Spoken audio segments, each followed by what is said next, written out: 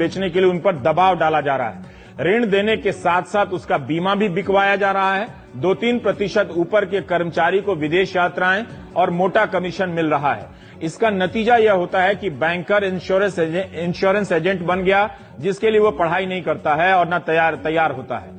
आप जानते हैं कि बीमा में विदेशी कंपनियों का पैसा लगा होता है।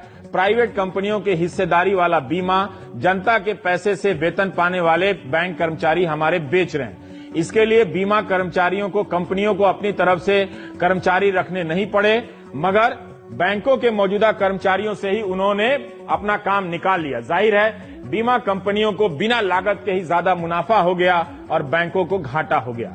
क्रॉस सेलिंग का यही मतलब हुआ कि बैंक में जब उपभोक्ता अंदर आए तो उसे बीमा की पॉलिसी बेच दो, इधर उधर भरमाकर म्यूचुअल फंड में उसका पैसा डलवा दो। उसी बैंक का म्यूचुअल फंड होता है।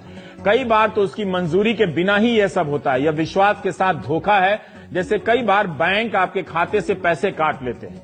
किसानों के लोन के पैसे से बिना उनकी जानकारी के बीमा के पैसे ले लिए जाते हैं। बैंकिंग सिस्टम को न समझने के कारण ही हम इसे सामान्य या अपवाद मानकर भूल जाते हैं, लेकिन इसी के पीछे वो करोड़ों रुपए हमारी जेब से निकाल चलते हैं।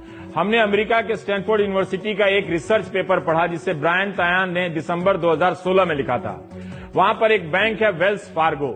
इस बैंक ने भी ठीक वही किया जो इस वक्त भारतीय बैंकों के कर्मचारियों से करवाया जा रहा है।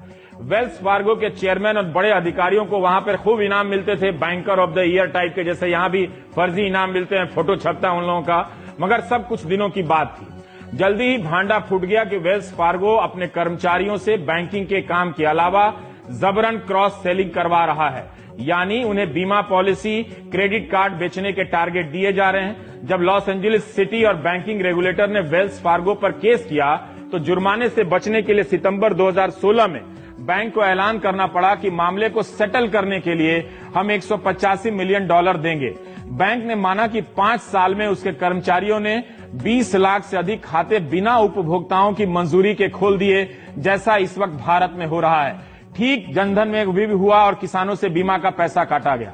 मगर अमेरिका में इसके उजागर होने पर तूफान मच गया। ये वीडियो देखिएगा कभी निकाल के, हालत खराब हो जाएगी आपकी। यहां अगर किसी सीईओ से ऐसी पूछताछ हो जाए तो बैंक को उपभोक्ता को 16 करोड़ रुपए लौटाने पड़े। उसका असर ये हुआ कि 5 साल में वेल्स फार्गो को 5300 कर्मचारियों को निकालना पड़ा और जितने भी सीनियर अफसर banker of the year type के फर्जी अवार्ड लेते थे उनको इस्तीफा देकर बाहर जाना पड़ा। क्रॉस सेलिंग के मामले में वेल्स फार्गो का उदाहरण दुनिया भर में दिया जाता है। आपको कोई बैंक अपना ही प्रोडक्ट लेने के लिए मजबूर नहीं कर सकता। आप एक उपभोक्ता हैं,